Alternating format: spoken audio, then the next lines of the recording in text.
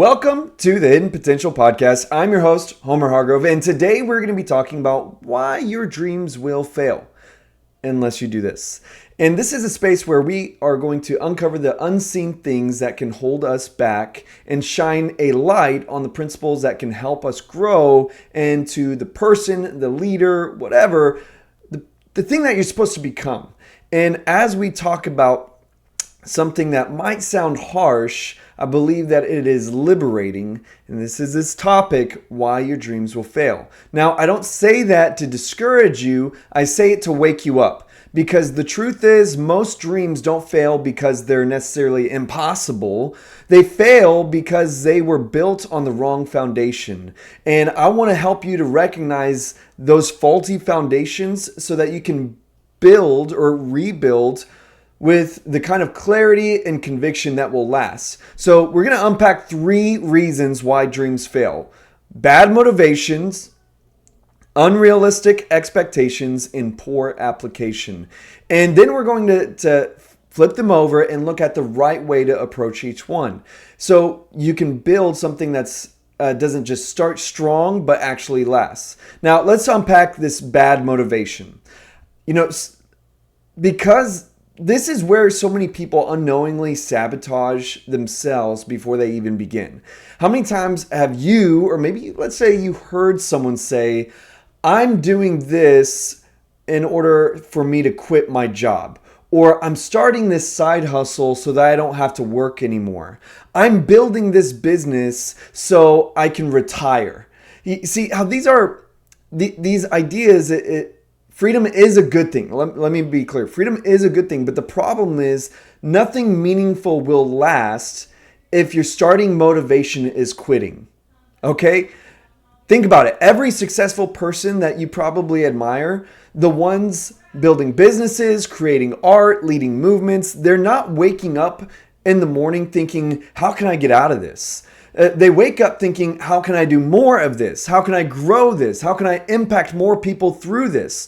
But when the foundation is escape, you're not building, you're running.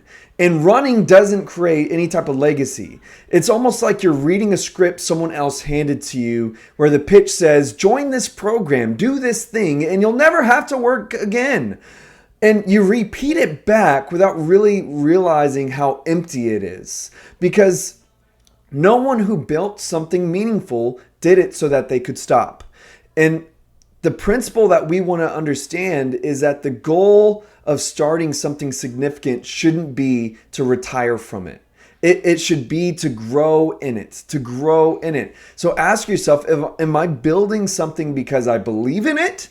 Or am I just looking for an escape hatch for the life I'm unsatisfied with? Because if it's that second one, your dreams are already crumbling. Now, let's talk about part 2. Unrealistic expectations. Bad motivations lead straight into this reason.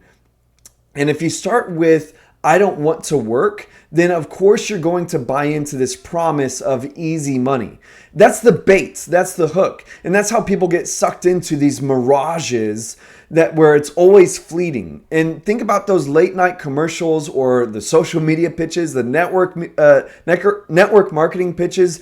Do nothing, make thousands. Or work a few hours a week and it replaces your entire income. It sounds amazing because it's exactly what you want to hear. The truth is, anything worth building will demand more of you, not less. If you want to grow a business, launch a creative project, lead a team, it's going to pull more energy, more time, and more focus than you ever put into your 9-to-5 job. Unrealistic expectations set you up for disappointment. And you put in a little effort, and when the results are little results, you quit because you assumed it should be easy. But the pitch of something for nothing is typically always a mirage. It's an illusion. You'll chase it and you'll never really reach it. Real growth doesn't look like sitting back while success comes to you. Real growth looks like sweat, sacrifice, late nights, consistency. It's hard, but it's also deeply rewarding. And so the principle to replace this bad thinking with is if your expectation is ease, you will experience your experience will be frustration. But if your expectation is challenge, your experience will be growth. Now let's talk about the poor application. Okay, this is the third reason that dreams will fail. This is what happens when your bad motivation and your unrealistic expectations collide and you end up giving half effort. You dabble and you try it out, you stay busy, but you don't actually move forward.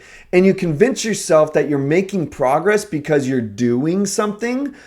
But the truth is, you're just spinning your wheels in the sand. Energy wasted, money wasted, time wasted.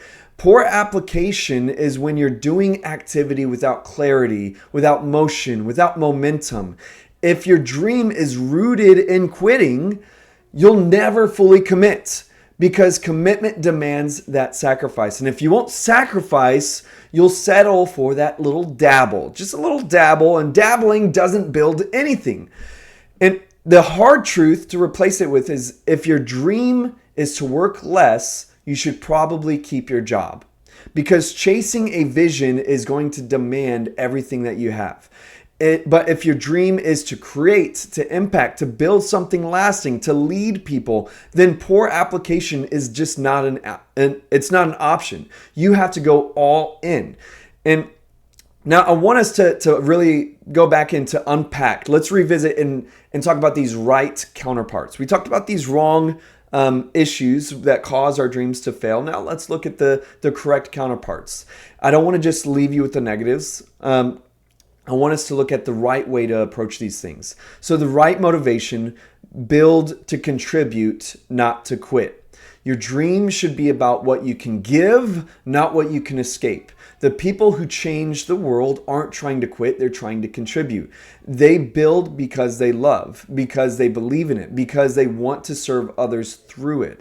And again, maybe that sounds a little lofty, the ones who change the world. But even those who just have a successful business or leadership or organization, whatever it is, where they're happy with it, they're not trying to quit it. In fact, most people who love what they do, they dread the idea of retirement because they don't want to. They have purpose in what they do. They are satisfied with what they do.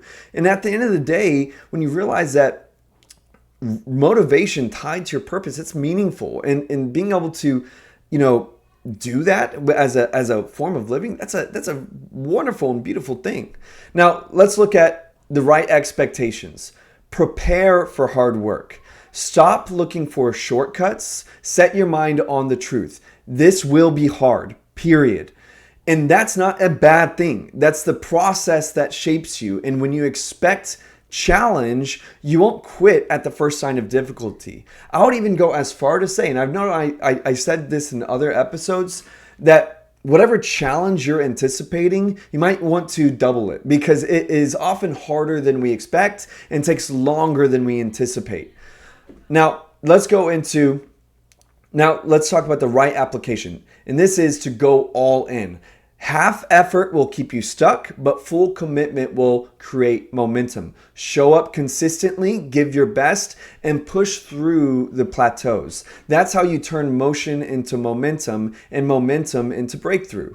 And your dream, with all of this, your dream will not survive unless you put the right motives behind it, unless you expect the right kind of process, and unless you commit with the right kind of application. So the bottom line is that yes, most dreams will fail, not because they're too big, not because they're bad ideas, but because they're built on bad motivation, unrealistic expectations, and poor applications. But when you flip those over, you start with the right motive, prepare for the hard and rewarding work, and commit fully.